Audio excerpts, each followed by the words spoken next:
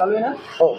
आजपासून भोंगा मुक्त महाराष्ट्र अभियान त्याचा पाठपुरावा मी चालू केला आहे. भोंगा मुक्त मुंबई झालं.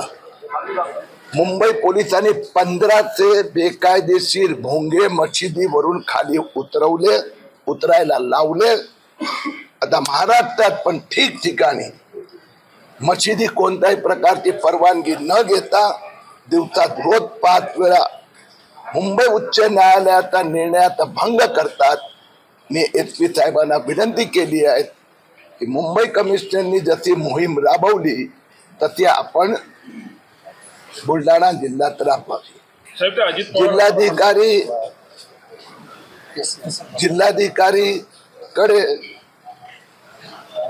आम्ही जे बांगलादेशी रोहिंग्या घुसखोर अपात्र लोकांनी मोठ्या प्रमाणात 2024 मध्ये खोटे कागदपत्र दाखल करून जे जन्म प्रमाणपत्र मिळवलं, बुलढाणा जिल्ह्यात नायब तहसीलदारनी 300हून अधिक असं बेकायदेशीर आदेश दिले आहेत.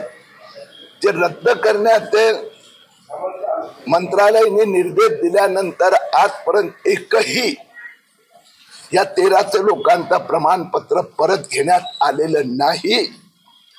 त्याच्या व्यतिरिक्त काही ठिकाणी सरकारी हॉस्पिटल मधून 1 वर्षहून अधिक वयाच्या लोकांचं नाव, 1 वर्ष असेल 41 वर्ष, बेकायदेशीरित्या, उदाहरण मलकापूर मध्ये 1426 बेकायदेशीर नोंदी घेण्यात आल्या आहेत.